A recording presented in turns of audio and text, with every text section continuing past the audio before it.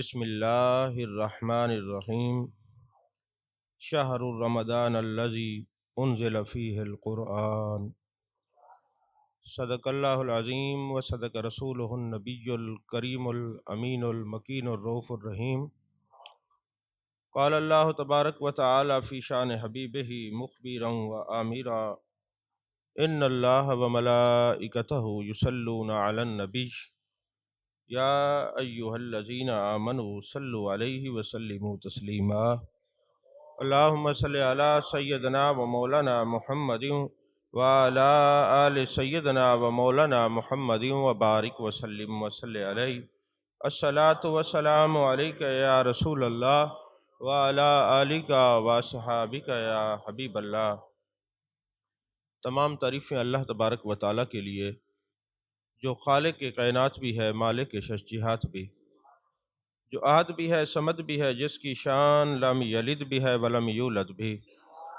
لا تعداد دیا درود و سلام بارگاہ سید الانام، شفیع رحمت، والی امت، شاہ خوباں، جان جانا، شہنشاہ حسینہ، سید سربراں، سیاہ لامکاں، تتمہ دوراں، سرخیل زہرہ جمالاں، رازدان ما اوہا، شاہد ما طغا، صاحب علم نشرہ، معصوم آمنہ، احمد مجتبیٰ، حضرت محمد مصطفیٰ صلی اللہ علیہ وآلہ وصحبہ وبارک وسلم کی دربار ناز میں اپنی عقیدتوں، ارادتوں، محبتوں کا خراج پیش کرنے کے بعد، عزیزان محترم، آپ حضرات نے ملاحظہ فرمایا کہ آج جس موضوع کو ہم نے سرنامہ سخن بنانے کا شرف حاصل کیا ہے وہ ہے استقبال رمضان المبارک۔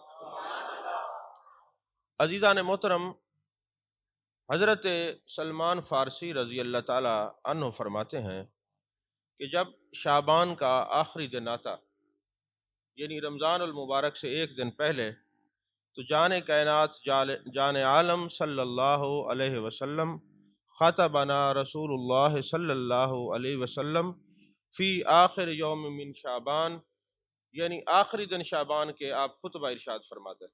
اس کا مفہوم یہ ہے کہ محبوب پاک صلی اللہ علیہ وسلم ارشاد فرماتے کہ تمہارے اوپر ایک مہینہ آ رہا ہے جو کہ بہت بڑا مہینہ ہے اور مبارک مہینہ ہے، اور اس مہینے میں ایک رات ایسی بھی ہے جو 1000 مہینوں سے افضل رات ہے، اور جو اس مہینے میں ایک فرض پڑھے گا، نفل پڑھے گا تو فرض کا ثواب ہے، فرض پڑھے گا تو 70 فرائض کا ثواب دیا جائے گا۔ اور یہ مہینہ لوگوں کے ساتھ غمخواری کرنے کا مہینہ ہے۔ اس مہینے میں مومن کا رزق بڑھا دیا جاتا ہے، اور جو کسی روزہ دار کا روزہ افطار کروائے یا اس کو سحری کروائے تو اس کو برابر ثواب دیا جاتا ہے۔ تو پوچھا گیا یا رسول اللہ صلی اللہ علیہ وسلم، اگر کوئی کسی کو پیٹ بھر کے کھانا نہ کھلا سکے، میرے آقا علیہ الصلوۃ والسلام نے فرمایا اگرچہ ایک کھجور ہی کھلا دے یا ایک گھونٹ پانی کا پلا دے تو اس کو روزہ دار کی مانند برابر ثواب دیا جائے گا۔ اچھا، جو اتنی وسعت نہ رکھتا ہو وہ ایک کھجور یا پانی کا گھونٹ پلا دے تو اس کو ثواب ملے گا۔ اور پھر محبوب پاک صلی اللہ علیہ وسلم نے ارشاد فرمایا جو اس مہینے کے اندر اپنے خادم، اپنے غلام کا بوجھ ہلکا کر دے تو قیامت والے دن اللہ اسے مغفرت اور جہنم سے آزادی عطا فرمائے گا۔ یعنی ہمارے دیکھا ہوگا عام لوگوں میں آپ نے کہ جب رمضان المبارک کا مہینہ آتا ہے تو اپنے کام کرنے والوں کو جلدی چھٹی دے دیتے ہیں یا پہلے سے زیادہ مشقت کا کام نہیں لیتے، تو اس پر بھی محبوب علیہ الصلوۃ والسلام نے فرمایا جو ایسا کرے گا، میرے آقا کریم صلی اللہ علیہ وسلم نے فرمایا اسے مغفرت اور جہنم سے آزادی کا محبوب نے ایک خوشخبری اور پیغام عطا فرمایا ہے۔ اور فرمایا اس مہینے کے اندر 4 چیزوں کی کثرت کرنی ہے اللہ کی رضا کے لیے۔ ایک تو استغفار کی کثرت کرنی ہے، اور دوسرا محبوب علیہ الصلوۃ والسلام فرماتے ہیں کلمہ طیبہ کی کثرت کرنی ہے۔ پہلا کلمہ اور استغفار کی کثرت کرنی ہے، اور جنت کی طلب اور جہنم سے پناہ مانگنی ہے۔ اور آپ یہ پڑھتے ہیں نا اللہم اجرنا من النار، اللہم اجرنا من النار، اللہم اجرنا من النار، یہ رمضان شریف میں آپ پڑھتے ہیں نا وہ اس نماز جو تسبیح پڑھتے ہیں اس کے ساتھ، تسبیح تراویح کے ساتھ. ویسے بھی یہ یاد رکھیں کہ جو آدمی ابو داؤد شریف کی حدیث پاک ہے، صبح یہ 7 مرتبہ کہتا ہے اور مغرب کے بعد 7 مرتبہ کہتا ہے اے اللہ مجھے آگ سے پناہ عطا فرما، تو اللہ اسے قیامت والے دن پناہ عطا فرمائے گا. یہ کئی چیزیں ایسی زندگی کی ہوتی ہیں کہ جن کے عمل کرنے سے بہت فائدہ ہوتا ہے، بس عدم توجہی کی وجہ سے لوگ اس پر غور نہیں کرتے. اچھا، محبوب علیہ السلام نے فرمایا 4 چیزوں کی کثرت کرنی ہے. نمبر 1 کلمہ طیبہ کی کثرت کرنی ہے، استغفار کی کثرت کرنی ہے، جنت کی طلب کرنے کی کثرت کرنی ہے، اور جہنم سے پناہ مانگنے کی یہ دعا کی کثرت کرنی ہے.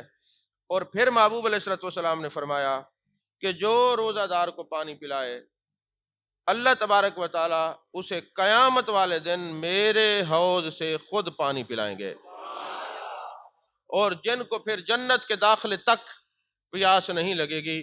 یعنی جب قیامت کا دن ہوگا لوگ پیاس کے لیے پانی کر رہے ہوں گے، لیکن جس نے روزہ دار کو پانی پلایا ہوگا، میرے محبوب پاک صلی اللہ علیہ وسلم ارشاد فرماتے ہیں قیامت والے دن اللہ جل مجدہ الکریم اسے میرے حوض کوثر سے خود پانی پلائے گا، جو جنت کے داخلے تک پیاس نہیں لگے گی.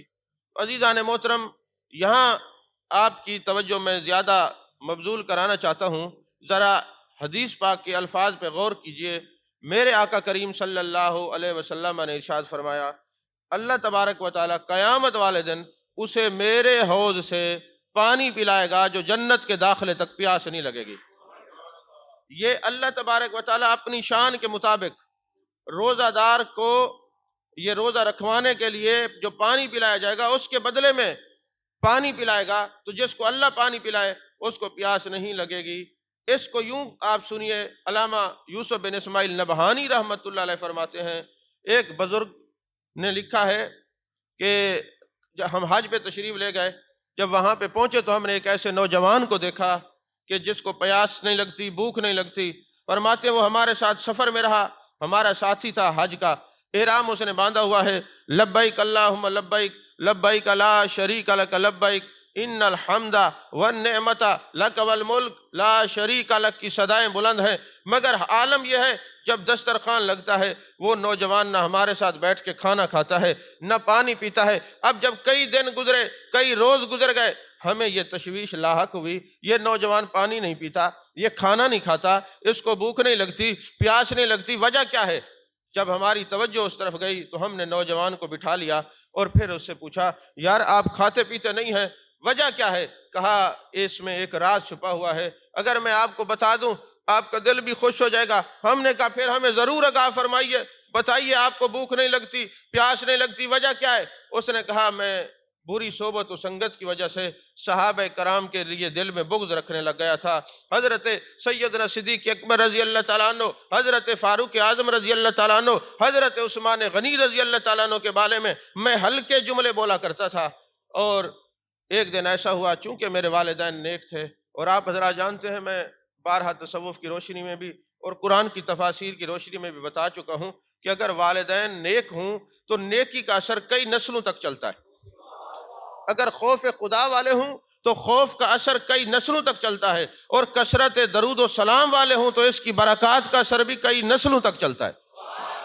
تو اب یہ جناب والا آپ نے سنا، میں نے کئی بار عرض کیا کہ جب حضرت خضر علیہ السلام، موسیٰ علیہ السلام تشریف لے کے جا رہے تھے تو دیوار بنانے لگے، تو ایک حصہ یعنی 3 حصوں میں سے ایک جزء، تو پوچھا گیا، حضرت موسیٰ علیہ السلام نے پوچھا کیا کر رہے ہیں؟ کہا یہ یتیم لوگ ہیں، یتیم بچے ہیں، یہ دیوار گر گئی تو نیچے خزانہ ہے، لوگ لے جائیں گے. اور وجہ کیا بنی، یہ کیوں دیوار بنا رہا ہوں؟ فرمایا وَكَانَ أَبُوهُمَا صَالِحًا. مفسرین نے لکھا کہ حضرت خضر علیہ السلام نے فرمایا ان کے والدین نیک تھے، یعنی 10 پشتوں تک یہ نیک لوگ چلے آ رہے ہیں، ان کی نیکی کی وجہ سے میں حفاظت کر رہا ہوں. تو یہاں سے پتہ چلا اگر والدین نیک ہوں تو نیکیوں کا اثر نسلوں تک چلتا ہے. عزیزان محترم، ابھی کچھ لوگ آتے ہیں نا ہمارے گھروں میں، چیخنے کی آواز آتی ہے، چلانے کی آواز آتی ہے، جی ہمارے اوپر کسی نے جادو کر دیا. ایسا نہیں ہوتا کہ کسی نے جادو کر دیا ہے، اگر غور کریں تو کسی بیوہ یا کسی یتیم بچوں کے مکان پہ قبضہ کیا ہوتا ہے، اثرات یہ ہوتے ہیں. تو اگر نیکیوں کا اثر نسلوں تک چلتا ہے تو پھر ایسی قباستوں کا اثر بھی تو قیامت تک چلے گا نا، نسلوں تک چلے گا۔ تو اس لیے عزیزان محترم، ہم اس پر بات کریں گے تو دور چلے جائیں گے، ہم نے اپنے موضوع پہ رہنا ہے۔ میرے آقا کریم صلی اللہ علیہ وسلم کے غلاموں فرماتے ہیں کہ جب میں نے یہ خواب دیکھا، محبوب علیہ السلام کا دیدار ہوا، قیامت کا دن ہے، چونکہ میرے والدین نیک تھے، ان کی نیکیوں کی سبب سے مجھے محبوب پاک جان عالم صلی اللہ علیہ وسلم کا دیدار ہوتا ہے۔ قیامت کا دن ہے، پیاس لگی ہوئی ہے، نفسا نفسی کا عالم ہے، زبانیں لوگوں کی نکلی ہوئی ہیں، مجھے حضرت سیدنا صدیق اکبر رضی اللہ تعالیٰ عنہ حوض کوثر کے پاس نظر آئے۔ یعنی میں جب وہاں پہ پہنچا، اور یہ حدیث پاک ہے، میرے آقا نے فرمایا یہ جو حوض کوثر ہے نا، اس کے 4 کونے ہیں، یہ چاروں کونوں کے میں نے ملکیت دی ہے۔ ایک کونا ابو بکر صدیق رضی اللہ تعالیٰ عنہ کا ہے، ایک کونا حضرت فاروق رضی اللہ تعالیٰ عنہ کا ہے، ایک حضرت عثمان غنی رضی اللہ تعالیٰ عنہ کا ہے، اور ایک مولا مرتضی حضرت علی کرم اللہ وجہ کریم کا ہے۔ فرماتے ہیں کہ جب وہ نوجوان کہتے ہیں میں نے دیکھا جناب صدیق اکبر رضی اللہ تعالیٰ عنہ کھڑے ہیں، مرتا کیا نہ کرتا۔ آپ حضرات جانتے ہیں کہ جو لوگ کسی ہستی کے وجود کے منکر و ضرورت کے تحت یہ سب سے زیادہ ماننے لگ جاتے ہیں، یہ ہمارا ایک معاشرے کا یہ حالات بھی ہیں اور رویے بھی اب ایسے ہو چکے ہیں۔ تو کہتے ہیں میں حضرت سیدنا صدیق اکبر رضی اللہ تعالیٰ عنہ کے پاس گیا، میں نے کہا حضور والا مجھے پیاس لگی ہے، آپ مہربانی کریں کچھ ہمیں اس حوض سے پانی جام کوثر عطا فرمائے۔ تو انہوں نے فرمایا چونکہ تیرے دل میں ہمارے لیے بغض ہے، جن کے دل میں بغض ہو ان کو فیض نہیں ملا کرتے، فیض ان کو ملتے ہیں جن کے دل میں بغض نہ ہو، محبت ہو، بغض والوں کو فیض نہیں ملتا۔ تو کہتے پھر میں نے حضرت سیدنا فاروق اعظم رضی اللہ تعالیٰ عنہ کے پاس گیا، تو میں نے کہا جناب پانی پلائیں۔ فرمایا جس دل میں صدیق کی محبت نہ ہو عمر کے در سے کچھ نہیں ملے گا۔ توجہ ہے کہ نہیں؟ پھر کہتے پھر میں حضرت عثمان غنی رضی اللہ تعالیٰ عنہ کے خدمت میں گیا، حضور مجھے پیاس لگی ہے، آپ بھی تو ایک کونے کے مالک ہیں حوض کوثر، اور پھر آپ نے جنت تو کئی بار خریدی بھی ہے، تو محبوب نے آپ کی شادی جنت میں رچائی بھی ہے، آپ کی تو بڑی شانیں اور عظمتیں ہیں، تو حضور والا مہربانی کریں ہمیں کوئی آپ کاشائے محبت پلا ہی دیں، کوئی جام پلا ہی دیں، حوض کوثر سے پانی پلا دیں، پیاس لگی ہوئی ہے۔ انہوں نے فرمایا جس دل میں ابو بکر عمر کی محبت نہیں ہوگی عثمان کے در سے اسے کچھ نہیں ملے گا۔ کہنے لگے پھر میرے دل میں آیا چونکہ میں ہر وقت علی علی کرتا ہوں، تو جناب مولا مرتضی مولا علی مشکل کشا کی بارگاہ میں جاتا ہوں رضی اللہ تعالیٰ عنہ، عرض کی حضور مہربانی کریں آپ کا نام لے ہوں۔ فرمایا علی کے در سے اسے کچھ نہیں ملے گا جس دل کے اندر ابو بکر عمر عثمان کی محبت نہیں ہوگی، محبت نہیں ہوگی، کچھ نہیں ملے گا۔ اور کہتے ہیں میں مایوس ہو گیا کہ مجھے تو کچھ نہیں ملا، اب کیا ہوگا؟ کہتے سامنے مجھے نظر پڑی تو ودھا کے چہرے والے نبی جلوہ گر تھے، واللیل کی زلفوں والے محبوب جلوہ گر تھے، ما زغل بصر وما طغیٰ کے کاجل والی آنکھوں والے محبوب جلوہ گر تھے، علم نشرہ کے سینے طٰہٰ کے تاج والے محبوب جلوہ گر تھے۔ میں گیا، میں نے کہا آقا کرم فرمائے، فرمایا جس دل میں میرے صحابہ کا بغض ہوگا میرا فیض بھی اس کو نہیں ملے گا۔ اب آپ دیکھیں نا، علامہ یوسف بن اسماعیل نبہانی عام آدمی نہیں ہے، بڑے اعلیٰ درجے کا انسان ہے، بہت بڑا محدث ہے، بڑی کانٹ چھانٹ کر کے وہ روایات کو بیان کرتے ہیں، اور اس کے پیچھے احادیث مبارکہ کا فرمودات مصطفیٰ صلی اللہ علیہ وسلم کا ایک انبار ہے، بڑے دلائل ہیں۔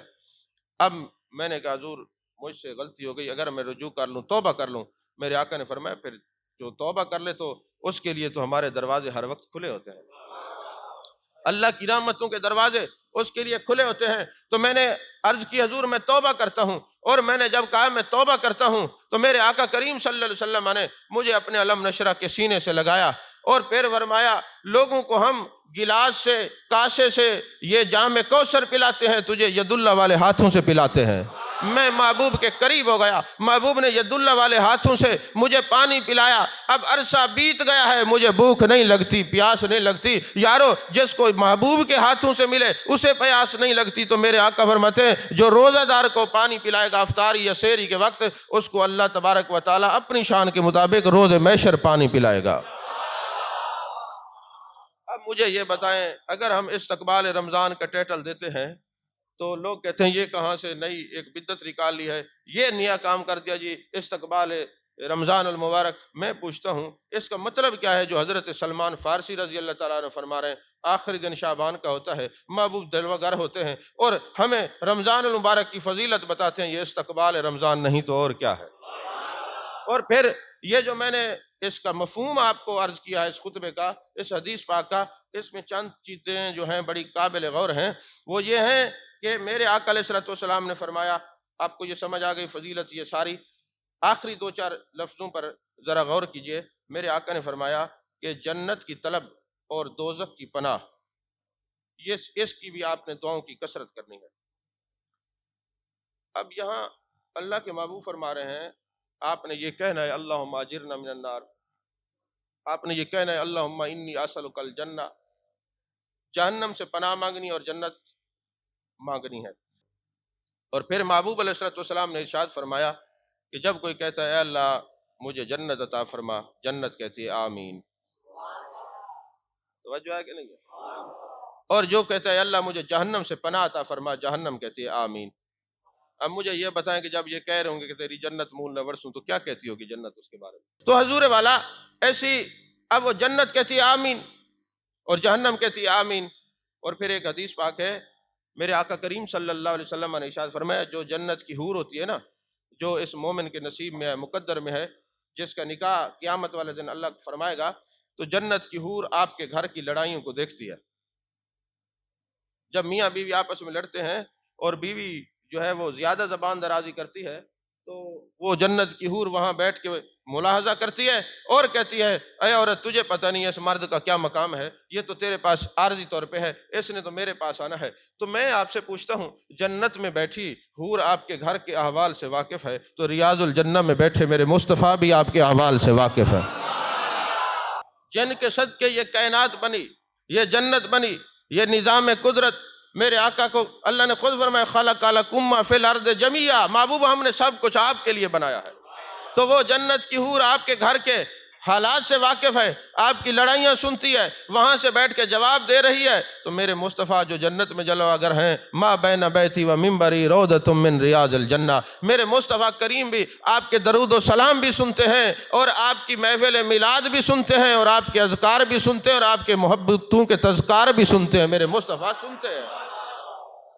عزیزان محترم، اب یہ اگلی بات، محبوب علیہ الصلوۃ والسلام شعبان کے آخری دن کیوں فرماتے تھے؟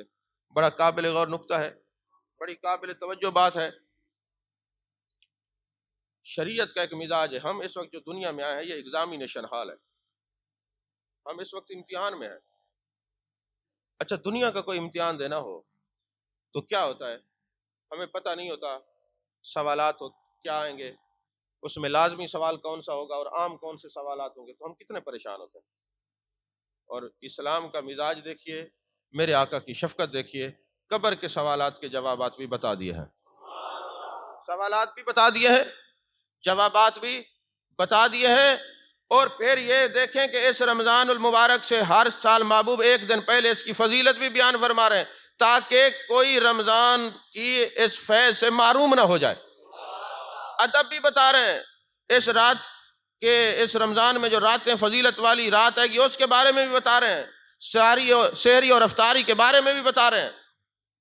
اور پھر آپ ایک حدیث پاک بڑی مشہور ہے، آپ سنتے آئے ہیں کہ میرے آقا علیہ الصلوۃ والسلام ممبر پہ جلوہ گر ہوئے، 3 سیڑھیاں ہیں، پہلی سیڑھی پہ جلوہ گر ہوئے تو فرمایا آمین، پھر جلوہ گر ہوئے تو فرمایا آمین، پھر جلوہ گر ہوئے تو فرمایا آمین۔ صحابہ نے پوچھا یا رسول اللہ صلی اللہ علیہ وسلم، اچھا پھر یہ حدیث ترمذی میں بھی ہے، ادب المفرد کے اندر امام بخاری نے بھی اس کو نقل کیا ہے، صحیح ابن حبان کے اندر بھی ہے، کوئی اس کو ہلکا نہ جانے۔ کئی لوگ سوشل میڈیا پہ اس کے نام لے کے تنقید بھی کر رہے ہوتے ہیں، وہ کہتے جی نہیں ہے کسی کتاب میں۔ میں نے کہا آپ کتاب پڑھیں تو آپ کو پتہ چلے کون کون سی کتاب میں ہے۔ بات تو یہ ہے نا، آپ تو سوشل میڈیا کے اسکالر ہیں اور سوشل میڈیا کے محقق ہیں، اور آپ وہاں بیٹھے کسی کا 30 سیکنڈ کا کلپ سن کے آپ پٹڑی سے اتر جاتے ہیں۔ کبھی آئے نا اس میدان میں، کبھی تحقیق بھی کیا کریں نا، کبھی پڑھا بھی کریں، تمہیں پتہ چلے۔ تو حضور والا میرے محبوب علیہ الصلوۃ والسلام سے پوچھا گیا، اے جان عالم، جان کائنات، مصطفیٰ جان رحمت صلی اللہ علیہ وسلم، یہ ارشاد فرمائیں کیوں آپ نے آمین کیسے؟ حضور جاننا چاہتے ہیں، ویسے یار کے سامنے کب کیوں کیسے جائز نہیں ہے، وہ سیکھنے کے لیے پوچھا کرتے تھے۔ سیکھنے کے لیے پوچھنا اور ہے، تنقید کے لیے پوچھنا اور ہے۔ اور محبوب کے صحابہ ہوں، میرے محبوب کے شاگرد ہوں، اور شمع رسالت کے پروانے ہوں، ان کا انداز کیسا ہوگا؟ محبوب پاک صلی اللہ علیہ وسلم سے سوال کرنے کا انداز کیسا ہوگا؟ تو حضور والا میرے آقا علیہ الصلوۃ والسلام نے فرمایا، جب ہم نے ممبر کی پہلی سیڑھی پر قدم رکھا تو جبریل امین نے کہا کہ اے اللہ جو رمضان المبارک کو پائے مگر روزے نہ رکھے ہلاک ہو۔ ہم نے آمین کہا۔ دوسری سیڑھی پہ قدم رکھا تو جبریل امین نے کہا اے اللہ جو اپنے والدین کو بڑھاپے کی حالت میں پائے اور ان کی خدمت نہ کرے ہلاک ہو۔ ہم نے کہا آمین۔ اور پھر جبریل امین نے کہا اے اللہ جس تیرے یار کا نام آئے جو درود و سلام نہ پڑھے ہلاک ہو۔ ہم نے کہا آمین۔ اچھا میں آپ سے ایک بات پوچھتا ہوں، یہ تین باتیں ہیں، جبریل امی کہیں کوئی بات اور محبوب آمین کہیں۔ اچھا یہاں میں لگے ہاتھوں ایک اور بات بھی کر دوں، بعض لوگ نا بیان کرتے کہتے ہیں کہ سرکار نے فلاں موقع پہ بد دعا دی، محبوب کے نام کے ساتھ محبوب کی دعا کے ساتھ بد لگانا ادب کے خلاف ہے۔ کیا کہنا چاہیے؟ یہ علم والوں سے پوچھیں، عشق والوں سے پوچھیں۔ حضور غزالی زماں راضی دورہ سید احمد سید شاہ صاحب کاظمی رحمۃ اللہ علیہ آپ نا تشریف فرماتے تو ایک طالب علم تقریر کر رہا تھا، انہوں نے ایک حدیث پاک پڑھی تو اس میں کہا کہ محبوب نے اس بندے کے لیے فرمایا کہ اے اللہ اس کو زمین بھی قبول نہ کرے، بد دعا دی۔ جیسے اس طالب علم تھا یہ بد دعا کا لفظ استعمال کیا تو حضور غزالی زماں رحمۃ اللہ علیہ تڑپ گئے، فرمایا ارے مولانا محبوب علیہ الصلوۃ والسلام کی ذات کے بارے میں احتیاط سے کلام کرنا چاہیے، جب محبوب علیہ الصلوۃ والسلام کی بات آئے تو پھر بد دعا نہیں کہنی، پھر دعائے ضرر کہنی ہے کہ محبوب نے دعائے ضرر فرمائی ہے۔ کتنی احتیاط ہے، اہل سنت ہو اور احتیاط نہ ہو، اہل سنت اور ادب نہ ہو، یہ کیسے ہو سکتا؟ توجہ ہے کہ نہیں؟ اچھا محبوب نے فرمایا آمین آمین آمین۔ میں کبھی بیٹھ کے سوچتا ہوں کہ جب قیامت کا دن ہوگا یہ رمضان المبارک کہے گا میرے مالک یہ مجھے پاتے تھے، میرا احترام نہیں کرتے تھے، یہ مجھے پاتے تھے، روزے نہیں رکھتے تھے، اب جب محبوب نے آمین کہہ دیا ہے تو کیا محبوب شفاعت کریں گے؟ اور توجہ کی بات ہے نا۔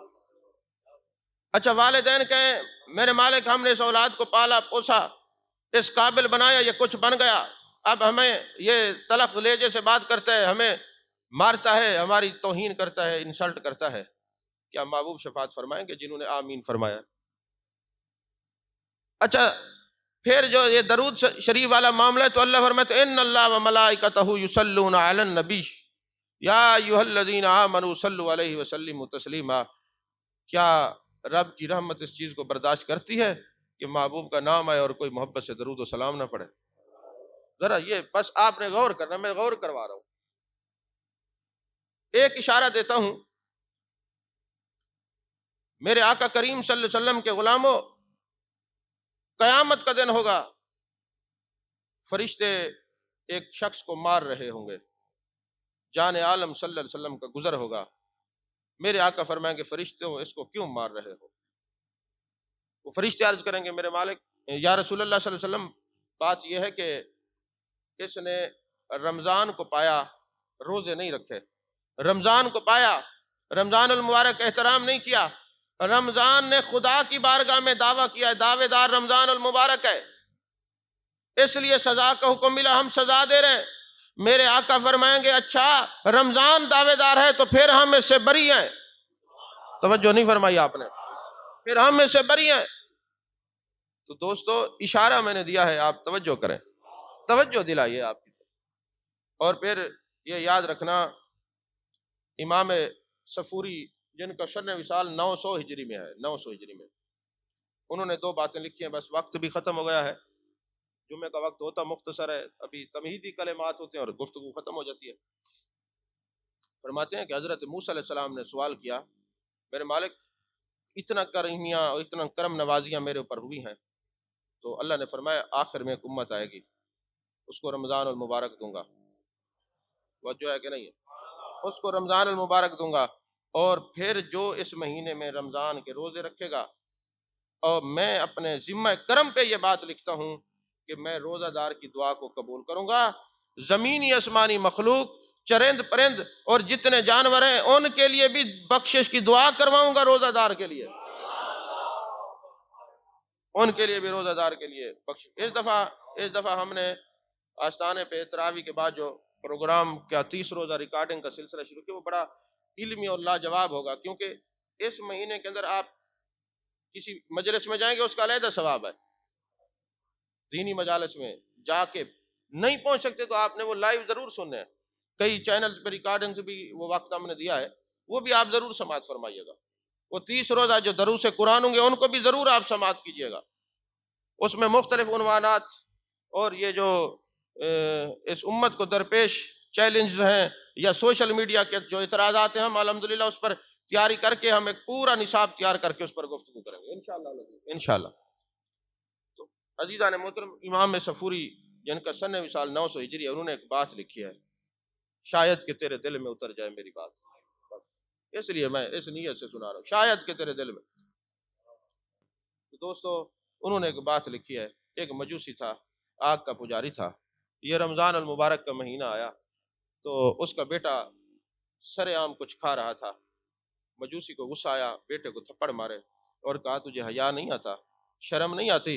مسلمانوں کے لیے یہ مقدس مہینہ ہے اور تو سر عام دن میں کھانا کھا رہا ہے۔ بس اتنی سی بات تھی، وقت گزر گیا، دنیا بھول گئی، مگر وہ رمضان کی برکتوں کو عطا کرنے والا رب نہیں بھولا، دنیا بھول گئی۔ تو جب وہ دنیا سے چلا گیا تو اس علاقے کے ایک عالم نے دیکھا خواب میں کہ وہ مجوسی جنت میں ٹہل رہا ہے۔ عالم نے سوال کر دیا کہ جنت میں مجوسی؟ اس نے کہا بات دراصل یہ ہے، جب میں نے احترام رمضان میں اپنے بیٹے کو ڈانٹا تھا اور سزا دی تھی، جب میں دنیا سے جانے لگا تو ہاتھ غیبی سے آواز آئی کلمہ پڑھ لے، جو رمضان کا احترام کرتا ہے ہم اس کو کافر کر کے مارتے نہیں ہیں، جو رمضان کا احترام کرتا ہے ہم اس کو کفر کی موت نہیں دیتے۔ تو کلمہ پڑھ لے، میں نے کلمہ پڑھا، مجھے اسلام کی موت آئی، ایمان کی موت آئی، اب تیرے سامنے جنت میں ٹہل رہا ہوں۔ تو یارو اگر غیر رمضان کا احترام کریں ان کو مقام مل جاتے ہیں، تو امت محمدیہ میں سے ہے، ہم امت محمدیہ میں سے ہیں، محبوب پاک صلی اللہ علیہ وسلم کے غلام ہیں، تو جب ہم عمل کریں گے تو کتنا اللہ ہم سب پر کرم فرمائے گا۔ عزیزان محترم، اللہ تعالی ہم سب کو رمضان المبارک کے روزے رکھنے کی توفیق عطا فرمائے، آمین۔ وآخر دعوانا ان الحمد للہ رب العالمین۔